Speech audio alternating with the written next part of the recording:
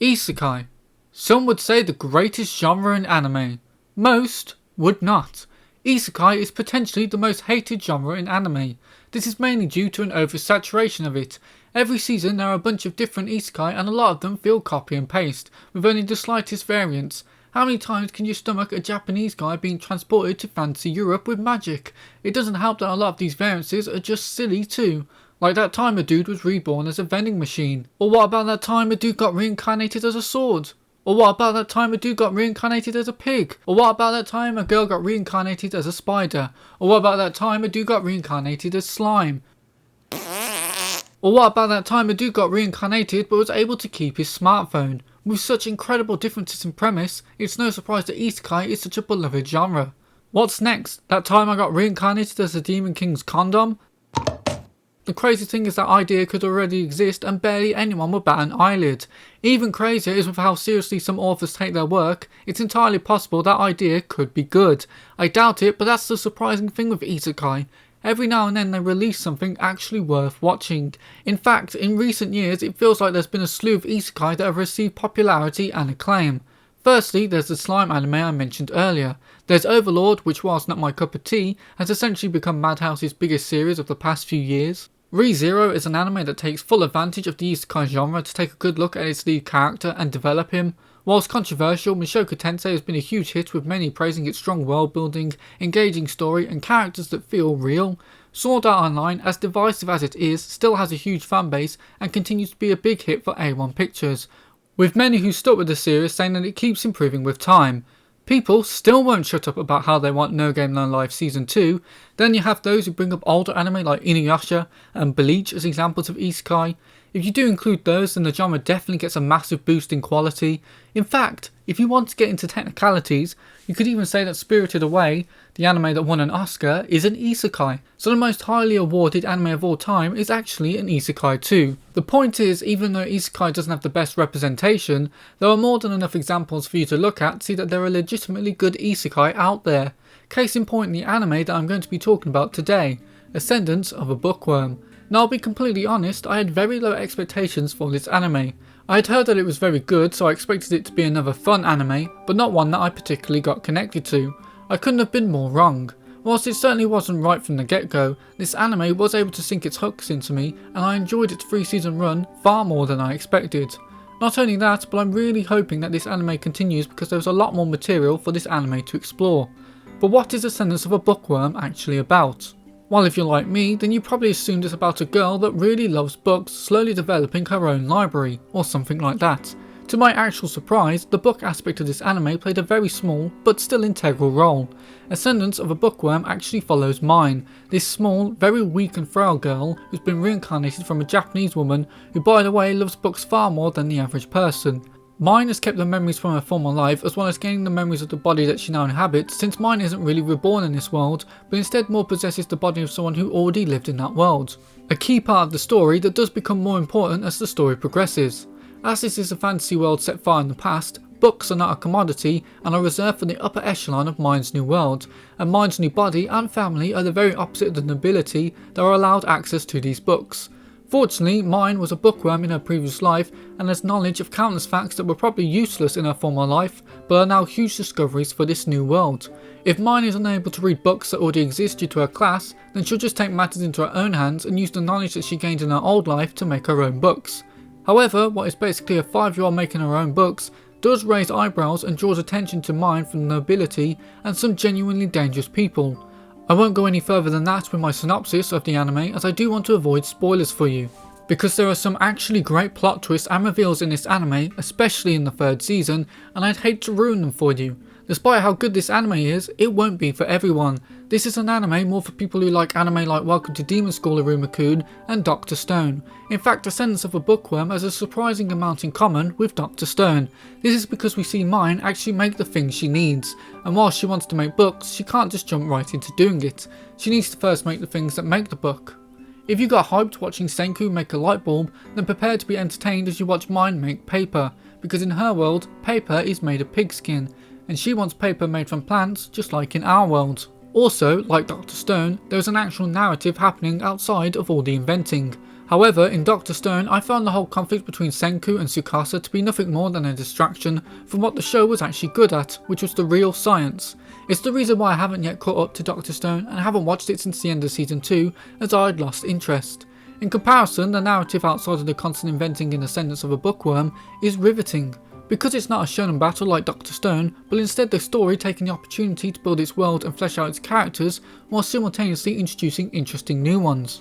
Which is great because the cast of characters in this anime are all likeable. There is not a single bad character in this anime. They don't all receive the same level of character scrutiny and development, but that's not an issue, because you'll always enjoy seeing them on screen and enjoy the interactions that they have with Myne, a character who understandably bewilders them due to the way she does things. In fact, let's talk about Myne. She's a great protagonist for this series. She's literally wiser than her years. Her intelligence is one of her defining characteristics, with her ability to persuade those around her, whilst also accurately articulating the many contraptions that she needs people to make for her. However, she's also naive, often forgetting that this world isn't her original one and that it isn't bound by the same rules.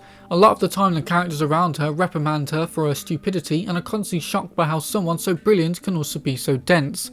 The other thing is that the characters in this anime are so likeable that Myne, as well as the viewer, can be blindsided by the rare character who isn't nice.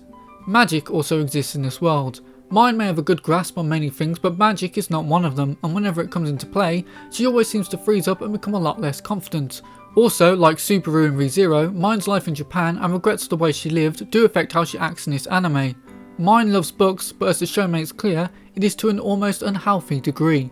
Without getting into specifics, Myne's previous experiences have led her to cherish her new life and the people around her. The characters aren't just kind to Myne because they're nice people, they're kind to Myne because she makes the effort to actually be nice to them. Like the story, there was an assumption I had about this anime going into it. I assumed that it would be a cute, wholesome anime. This was mainly because of the art style and animation. Ascendance of a Bookworm was animated by Ajia-do, a studio that I must admit that I was unfamiliar with. The animation in Ascendance of a Bookworm is not the greatest. Don't expect Demon Slayer or Jujutsu Kaisen animation here, but do expect good animation, as Ajia-do did do a good job with the animation in this anime.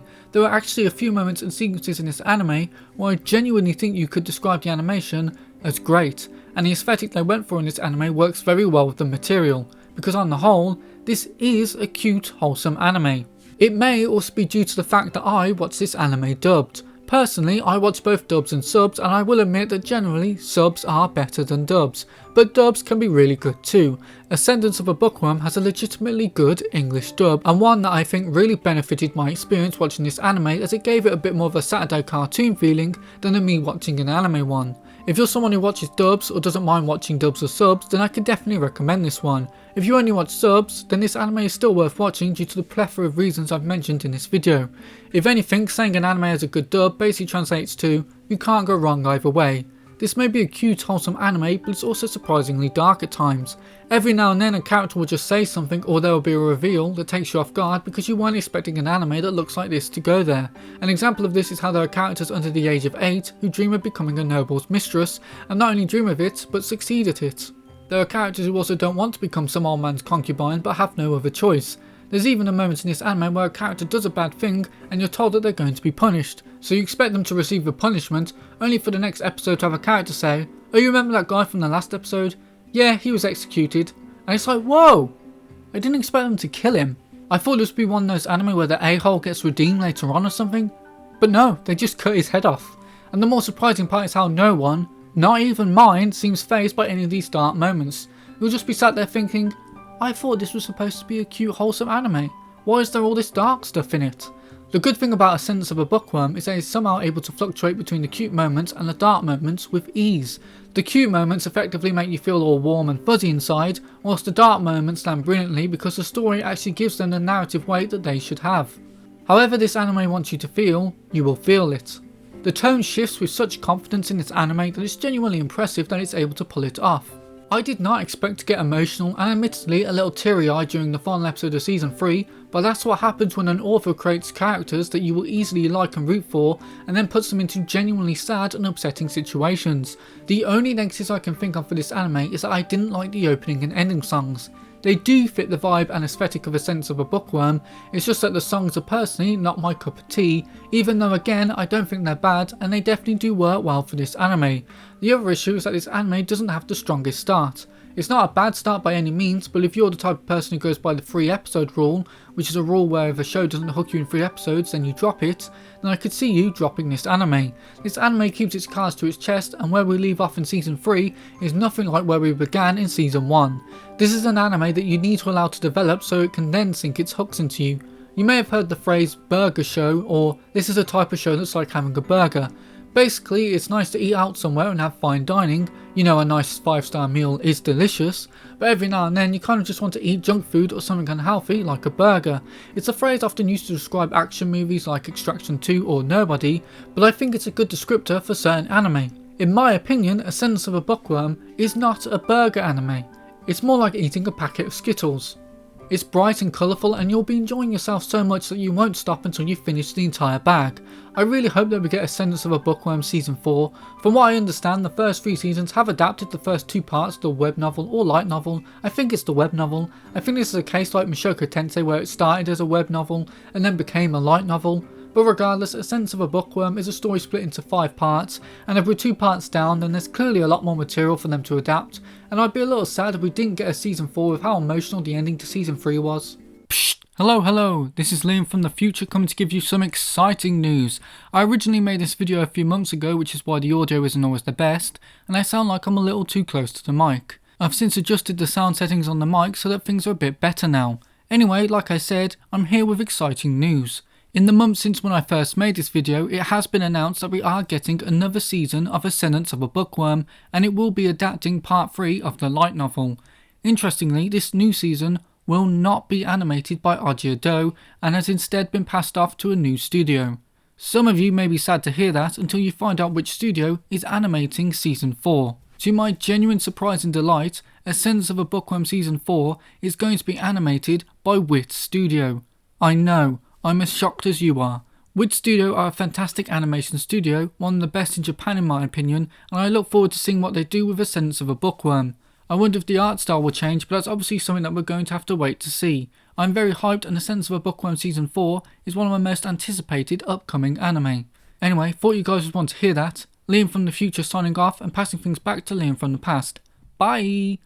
Ascendance of a Bookworm was a real surprise for me, and I'm glad that people weren't just blowing smoke with this one, as Ascendance of a Bookworm is an actually good isekai.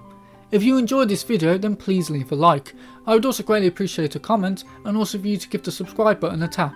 Thank you for watching, and I hope to see you in the next one. Bye bye.